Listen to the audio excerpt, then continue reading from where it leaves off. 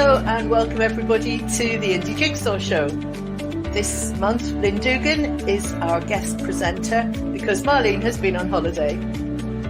This episode is all about the art of the independence movement. Now obviously on a podcast we can't necessarily do that justice, but you can watch the show on Independence Live's YouTube channel or have a look on our Indie Live Extra channel where we'll have various visual clips that we couldn't include in the podcast. Welcome, Lynn, and hope you enjoy being part of the show. Good morning, or whenever you're listening to it. Great to be here. Yeah, I'm looking forward to this.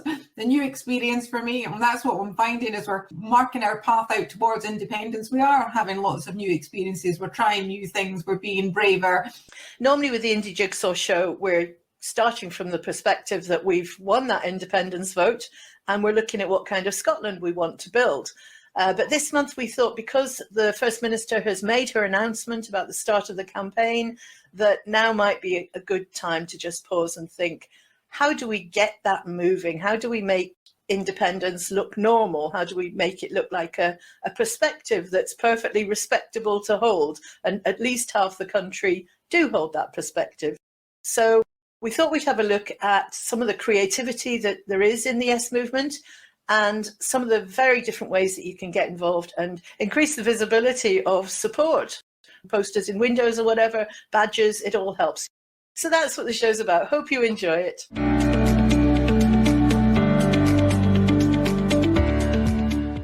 To start us off, a short clip of the First Minister making her announcement, and it's called Building a New Scotland, all about how it's perfectly normal to be independent.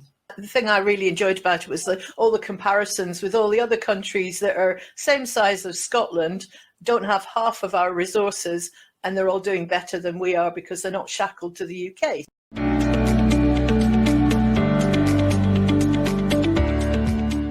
Of course, any case for change starts with an analysis of the status quo, and that is the purpose of the paper we are publishing today. It really isn't difficult to list the many ways in which Westminster governance is currently failing Scotland and holding us back. We have a Prime Minister with no democratic authority in Scotland and no moral authority anywhere in the UK. Brexit has ripped us out of the EU and the single market against our will, with massive damage to trade, living standards and public services. Thanks to Brexit, the cost of living crisis is worse here in the UK than in any other G7 country. Inflation in the UK is double that of France. UK growth is now projected by the OECD to be the second lowest in the G20 next year. Only sanctioned Russia will be worse. The end of freedom of movement has left our businesses and public services struggling for workers. It has also robbed young people of opportunity. And to compound all of that, we face the very real risk now of an EU trade war due to the UK government's threat to breach international law over the Northern Ireland Protocol.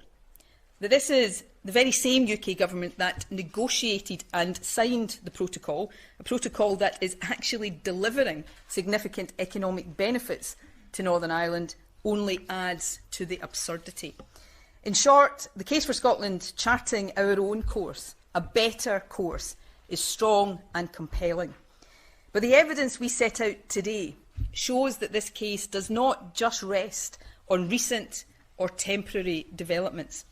In today's paper, we look in detail at 10 comparator countries: Ireland, Switzerland, Norway, Denmark, the Netherlands, Iceland, Sweden, Austria, Belgium and Finland.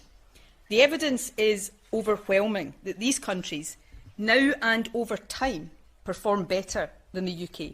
Compared to these countries, many of them smaller or similarly sized to us, Scotland, under Westminster control, is being held back. With independence, we too would have the levers and the autonomy that these countries take for granted to help fulfil their potential. And let's look at the evidence presented today. Every single one of these comparator countries is wealthier than the UK, and that wealth gap has been maintained over the long term. All of these countries have greater income equality than the UK. Poverty rates are lower in every single one of them, with fewer children living in poverty. Most of them have a smaller gender pay gap. All of them have higher social mobility, and they have more productive and innovative economies too. All of them have higher productivity. Most of them spend more on research and development. Business investment is higher too. The evidence set out in this paper is clear and it is unambiguous. All of these countries, all of them, are wealthier, fairer and more productive than the UK. And all of these countries, all of them, are independent.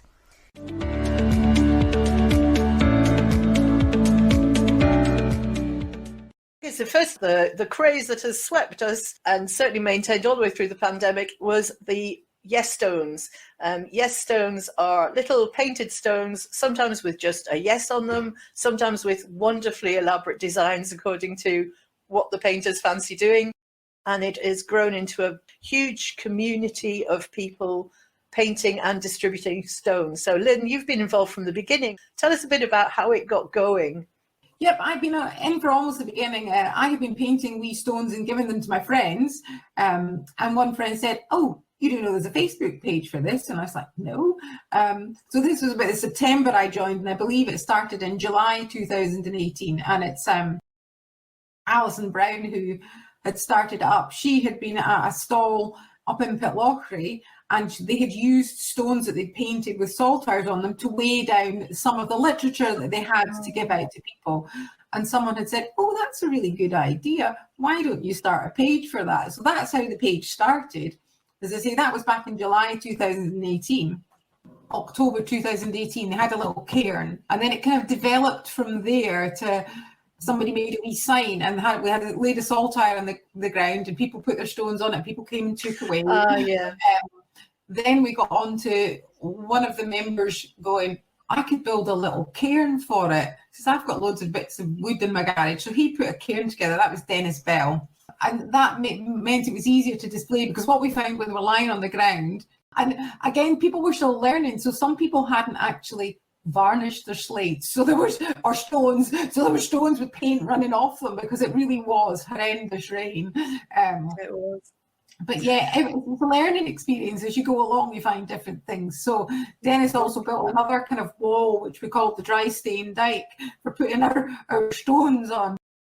People would obviously, "How much do they cost?" And we're going, "Just make a donation." So since we started doing that, I mean, we must have raised a good few £1,000 since we started doing the collection money. It's always gone to a local sort of good cause. I mean, sad that some of the causes are food banks, that in this day and age we have food banks, and baby food banks. How horrific is that? It would be better if we didn't have to do it. Much better, but that's the big picture, isn't it? Why we're doing all this. There are 9.2 thousand people on the page. Wow. Not necessarily all in Scotland, from quite far afield as well. But yeah, people paint stones, as you say. It can be a simple saltire on it, or a yes. Plant them out. Other people find them. If they've written yes stones on the back, they can put it on Facebook, say where they found it, and it just encourages other people to have a conversation about it. If a child finds it, what's this about? Parents can discuss it. And I know lots of people are really excited when they find them. They'll share their photographs of it at different locations. And they have gone all over the world. I've seen some in New York, in New Zealand, Australia, Great Wall of China. Somebody managed to take one out and put it on the Great Wall of China. So all over the place. Sometimes you see doorsteps just randomly with a little scattering of yes stones. My doorstep looks like that. I know yours does. Most of the delivery drivers and come to the door are quite clear on my views. I said, "Take one if you want." So they take a wee stone with them, and it's just a way of, you let people know. As you say, there's people out there that are maybe unsure of, don't want to say showing your colours, but they're unsure about it, and they're thinking, "Yeah, I do want to be independent. I think it would be better for us." I think more so now, when people look at the absolutely appalling behaviour of Westminster Tories, in particular Boris Johnson, set the example of exactly what not to do as a leader, and people have been completely turned off by that. So it's getting round to people and having those conversations. And even now, I'm still having conversations with people. They say, one particular one is, how would we have managed furlough if we didn't have Westminster to give us money? I was like, but an independent currency creating country just creates its own currency to put out there to get through whatever situation is needed. Most countries run deficits. They haven't borrowed. They've not gone somewhere else and taken it from somewhere else. It's not like they've gone to China and said, oh, we need money. Can you give us money and we'll pay you back? They've not. They have the power to create that currency, and that's what they've done. They've put more currency into circulation. You know, if you look at how currency works, you know, what came first, the chicken or the egg? What came first, money or taxes? Because they tell us now that we have to tax so that we can spend money. No, they don't. They wouldn't have had anything to tax if they hadn't put money into circulation in the first place. Governments that create currencies put money into circulation. And then you use tax in order to keep control of it, the flow, and not have runaway inflation. Yeah. Well, look where we got onto just from talking about stones. Now, we've just been to a Boulders and Blethers event, which was in Paisley. And this is a get-together of people who enjoy making stones, and it was just a delightful, social, relaxed, getting used to being in a room with lots of other people again. It's very easy to put something like that together as well. What's involved is booking a hall and letting people know where it's going to be, the time and the place. That's really about it. People share ideas on the Facebook page, and people are always happy if they see a nice stone. Can I try that? Yes, by all means, you try it. The more that get out there, the better, especially if someone's come up with a wee clever, you know, either an image that's really nice and easy to do, or a little phrase that's quite catchy. And we always try to be positive. One of the discussions I had recently was, it's not just a solution to independence. And I'm like, no, it's not, but it's the start of it, because then it gives us control to do everything.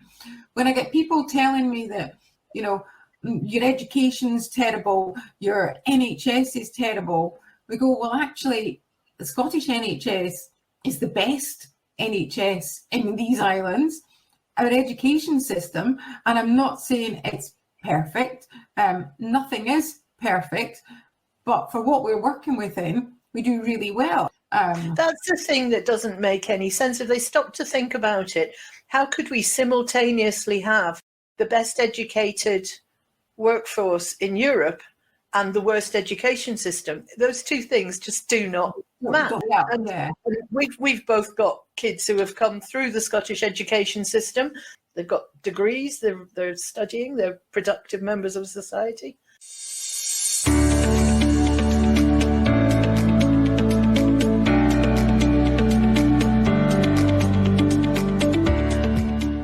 Anybody who's been to marches, any of the All Under One Banner ones, chances are you've seen the fabulous display of the slates.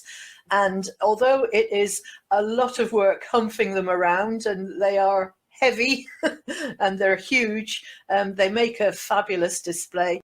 And they've become a regular feature at, the All Under One Banner marches, but also some other events as well. I'm really pleased to see that we're going back to Faslane again. It felt like it was important to be there. And it was a reasonable sized gathering, considering where we were. There was only a little area that people could be in. Did it not occasionally make the hairs on the back of your neck stand up to think how close we were standing to nukes? Yeah, completely. The kind of diversity of people you meet at these rallies and marches.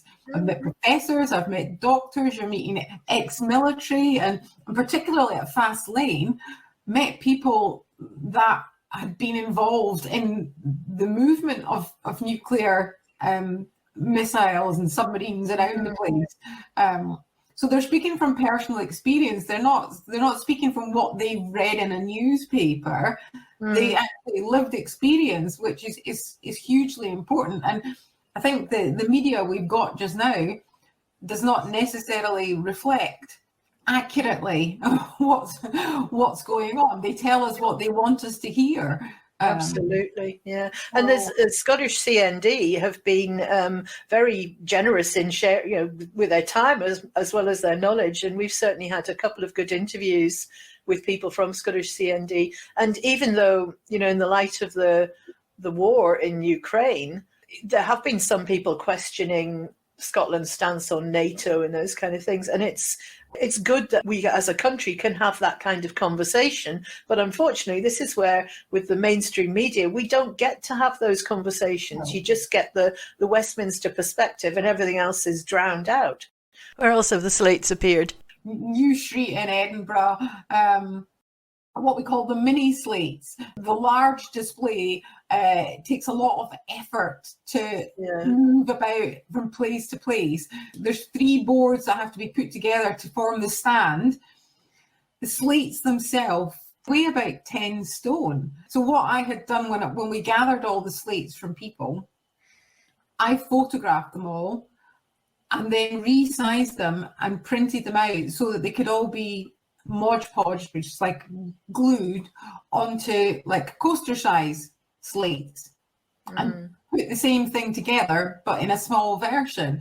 So that little display there is about 5 foot long by 1.5 foot tall, so much easier to transport. And how did the Yes slates come about? Tina Wilde, who lives down at Gretna, had suggested that why don't we come up with a phrase and all paint a different letter and put it all together. So that's how the idea came about. We've done that. I always say from the borders to Buckie, because that's where the artists are from all over Scotland.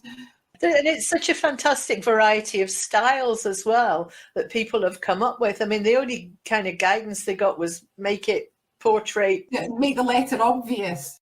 The positivity of the messaging is something that we're very, very proud of, really, that it is inspirational stuff. We've put together a little video with some selection of messages. So if you'd like to know more about the slate, we do have a website now, which is yesslates.wordpress.com. There's also a Facebook group. If you're interested in getting more involved in slates, you'd maybe like to do a slate yourself, get in touch with us at the Facebook group and we'll let you know what we need. And if you've got any suggestions for good phrases, we've already had a couple of suggestions. I think why not independence was a suggestion, which I thought was quite good because that ties in with the why not Scotland. Yeah. Ideally using most of the letters we already have. Yeah, that means we probably need a W and an H. I don't think we have. But the thing about that is it's good because when we did it initially, there was the people that were involved. We got a group of people and then other people come in and go, oh, I would like to do something for that. So it's great. We'll join in. We do need more letters. We're maybe going to need a bigger van to move them about. Some volunteers to hump them around. We're trying to keep it positive. There's no point in getting into slinging mud back and forth. That doesn't encourage anyone who's thinking, oh, I'm not sure, but maybe I could do that. Yeah, let's show them why we can do it. If countries like Malta can be perfectly self-sufficient, independent, why not Scotland? Exactly. There's absolutely no reason. And if you ask anyone who's against independence to tell you why we should stay in the Union and why we benefit from it, they don't. They never give us any reasons for that.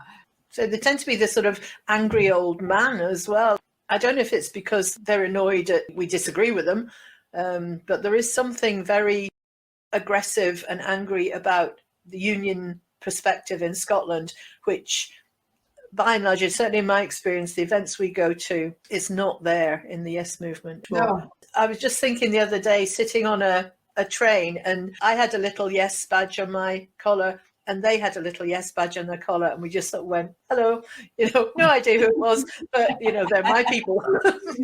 Yes, yeah. Well, that was kind of like when the Yes Stones page started, and you started meeting people, and you're like, oh, I found my tribe, other people that paint stones. And to be fair, I mean, my youngest mum says, Mum, when we're independent, will you stop painting stones? And I went, No. It's an interesting thought, isn't it? When you think of the creativity that's been unleashed in people and a lot of the new skills that we've learned, why would we stop with that yes vote? And, you know, that's the kind of power you want going into making a new country. One of the arguments that keeps getting thrown up is this ridiculous, they said once in a generation, respect the vote, no means no. And I watched debate night the other night, and there was a young female speaking on it who made the point that, well, in 2014, I wasn't old enough to vote. Now I'm old enough to vote. And actually, since 2014, there's about 500,000 people who are now eligible to vote that wouldn't vote then. And she made the point, so do I not get a say? Does my voice not count? And when you look at that, 500,000 out of a population of 5.5 million, you know, it's nearly 10% of the population. So you're saying they have to be ostracised and ignored, when actually it's their future. They've got more of a stake in it than somebody who's 75. Yeah, absolutely. They're going to have to live for far longer with the consequences of any vote. So they should have a say. And when you speak to people our age and older and you ask them why they're doing this, a lot of them will say for their children or for their grandchildren, because that's exactly the generation that's going to benefit.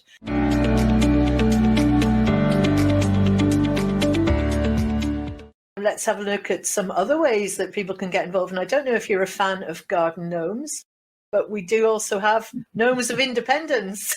Where did they come from, Lynn?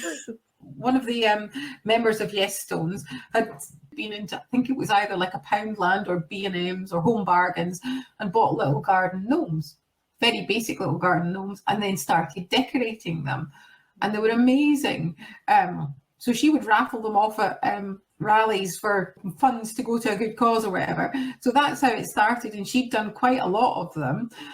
And then very sadly, not long after the first lockdown, she was diagnosed with cancer, and sadly a rare, fast-growing cancer, and died in October of 2020. So it's kind of her legacy. So this is Senga Mackay, that did lots of amazing slates and stones, but also the gnomes. So we now have 7 of our gnomes, like the 7 dwarfs. We have 7 of our gnomes that we take on wee tours about the place as well. Just to spread the word in a fun, positive way and get people talking about it. Kids will run over to see, you know, brightly coloured stones and slates and gnomes, and then you can start a conversation. Talking of learning new skills with these gnomes, we're just starting to get ourselves onto TikTok, which is a very new thing for people of certainly my generation. We've been trying to come up with little films to kind of find out how to do it, and one of the ones we put together was the gnomes using a poem that was had you written it, Lynn? Written by Myra Ross. And there's some very talented painters and photographers and artists also involved in the Yes movement, who again very generously share their work, bring it to marches and things. Neil has been gathering a selection of this artwork. If anybody would like to see these, you have a look on the Yes Slates website. There's a whole section on other indie art. So you'll see it there, which will also tell you who the artists are. A particular favourite of mine is, it's a black and white photo of the Yes Bikers with all the saltires picked out in blue. Where did that one come from? That was the Yes Bikers in Oban in 2019. And that was, apart from the deluge of rain, that was a fantastic, it only lasted something like 15 minutes, but that was long enough to get soaked to the skin. But that was a great march. And I think what's really important about going to smaller places, it's great in Glasgow and Edinburgh, pre-pandemic, when we had huge volumes of people coming along there, huge numbers of people. But for smaller places, it's important for them to see this movement is alive and well. That kind of leads us on almost to the most recent marches. Dumfries, again, going a place that I'd never been. It was lovely to go there anyway. But a part of the country that has got issues, borders was a lot of the the issues which we must feature in an upcoming show. We'll have a closer look at borders. I met a lady there who had a really positive take on borders and the opportunities that borders present, and how we actually would have the best of both worlds. It wasn't a huge march, but what they made up for it in enthusiasm, and it was a very positive, very uplifting occasion.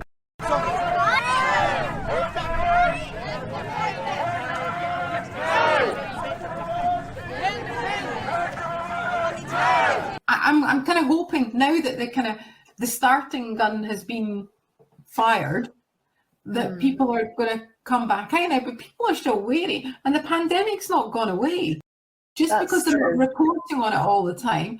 I mean, at the weekend, looking at figures, and you can still get figures if you go and look at it, or go and look for them. 1 in 30 has COVID.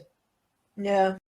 And I don't know how they're measuring that, because nobody's doing tests anymore. So, yeah. Well, that could well be a thing.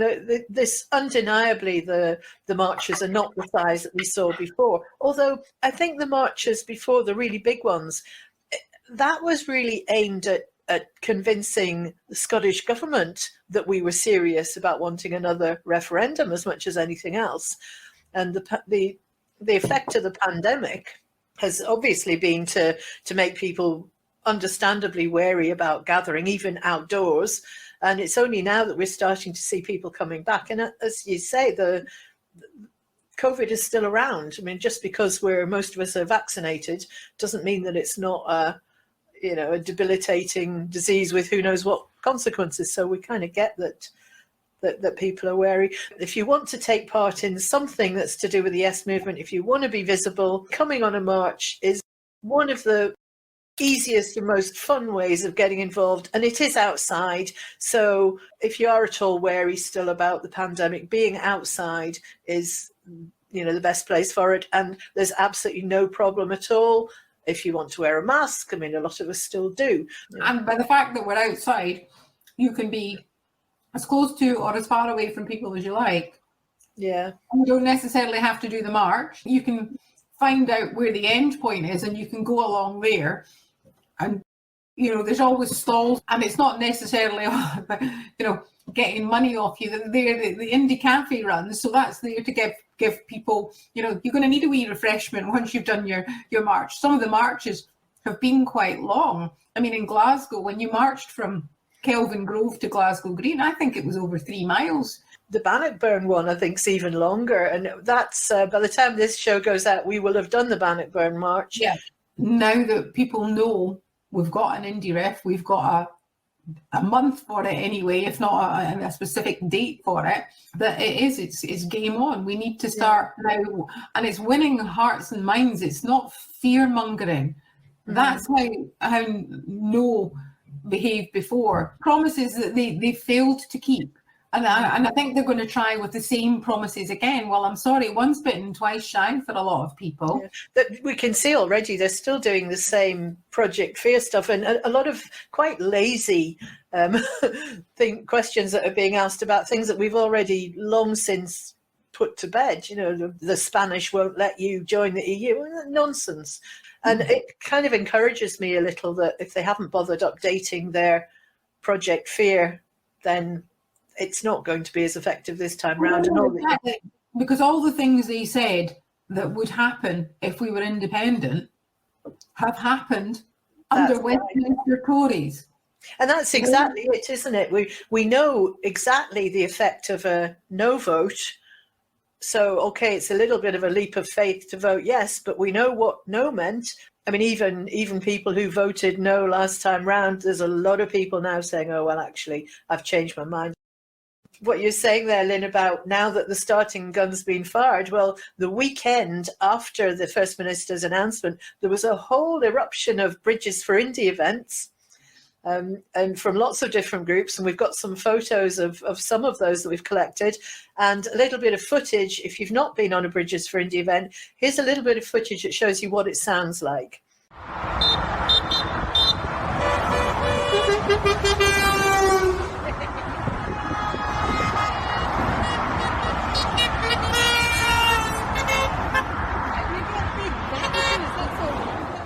So we've done a few, haven't we, Lynn? We're very very enjoyable. Yeah, they are, and you know, if you're feeling a wee bit down in the dumps or a bit, you know, when are we getting independence? You know, and I feel for people that have been doing this for way longer than I've been doing. But I think, oh, you know, please, can we get in my lifetime? And there's people a lot older than me, they're saying in my lifetime.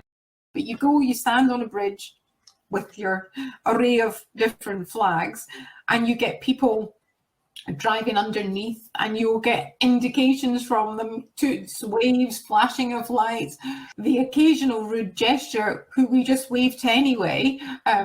Wish them all the best, because they clearly, you know, are wish they could come up and see and hear what we see and hear when you're standing on the bridge. And I think as well, it's about that visibility. Absolutely. People that are driving past, so you stand on a bridge for an hour, you'll get traffic going under, and these are people who are maybe unsure but thinking, I do want independence, but I'm not sure if everybody else isn't going to be going for it, then maybe I better not. And then they see that no, there are people out there, and they'll hear other cars tooting as they go past as well. And I like when you get a wave from somebody that's they don't want to do a grand like open gesture, but you get a wee wave from behind the steering wheel or in the passenger seat. Particularly if you're a Yes supporter and you feel as if you're a bit on your own as well. There's nothing gives you a lift like seeing a bridge that you go under. I went down to visit my mother in Hartlepool, and the last bridge before you get to the border, there was just a sea of flags, and it just lifted me. I had a very similar experience going down to visit my brother who lives in Carlisle.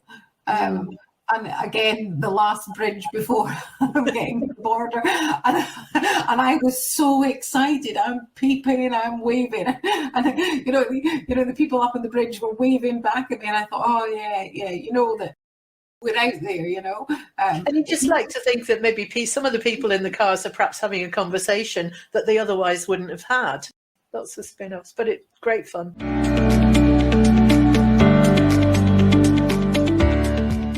That actually is a whole load of ideas that we've just run round, and all of them are very accessible, and there will be a whole load of others that we've not even touched on. We know there's cartoonists out there, photographers, poets, musicians. Poets, definitely poets, musicians, huge amount of India. In fact, we'll maybe have to do some kind of poetry special at some point. I hope you enjoyed that, and hope you've either got some ideas of things to try or things you want to share with us. If you're doing something that you think would be great for us to cover, get in touch, let us know. Don't forget to have a look at the website. If you're on TikTok, it'd be lovely if you could give us a follow. We're just learning that, so it'd be nice to have some encouragement there. And I think the last thing we just wanted to close with, Lynn said something about wanting independence in her lifetime. And unfortunately, there are quite a lot of Yes members who haven't achieved that. But we do have some slates of remembrance. For those who haven't made it, we're standing on their shoulders. And do you want to tell us about these, Lynn? Yes, so this slide has been done by Beth Straker, and she's got her tree covered in hearts and the names of people who've sadly passed away prior to independence. And the slate on the left is one that I did, and with a wee poem on it. And in the back of the slate, we've got the names of people. And sadly, still at events that I go to, other people are saying, oh, can you add this name now? So to make sure our names don't end up on there. Yeah, exactly. But I think it's nice, you know, as you say, we're standing on the shoulders of these people who've dedicated lots of their time for this cause because they recognised how important it is. And unnamed hundreds and thousands over the last 300 years, you know, so this is the fact that we're finally the generation that might be able to swing it is quite something. That's quite a responsibility, isn't it? I think that's lovely just to see those have those little remembrances there. So those are generally on display as well, aren't they, at marches and things? Yes, we take them along and put them on with the Yes slates display. Because as I say, we occasionally still sadly get another name or two to add on to it. But I think it's nice that these people are remembered for their time and their dedication. Absolutely, absolutely. So just in the spirit of remembrance, we're going to dedicate this episode to Senga Mackay, fondly remembered by everybody who knew her. Definitely, yeah. She was a real stalwart in the Yes Stones movement. Very positive about independence and how important it is for Scotland. So we're going to use all this as inspiration to redouble our efforts and get out there and get this campaign moving. And we'd love it if everybody out there let us know what you're doing. And if you think this kind of summary of activity is enjoyable and useful, then let us know and we'll do more of it. And thank you very much to my guest presenter, Lynn. Marlene will be back as normal for the next show. I'm sure we'll maybe call on your services again, Lynn. So thank you very much for joining me today. Very welcome. Thank you. It's been lovely chatting. You've been listening to the Scottish Independence Podcast, brought to you by the Indyref podcasting team. And we have a new episode out every Friday. Don't forget to subscribe wherever you get your podcasts, and you can also have a look on our website, which is podcast.independencelive.net, or check out our YouTube channel, Indyref Extra. Thanks for listening. Bye now.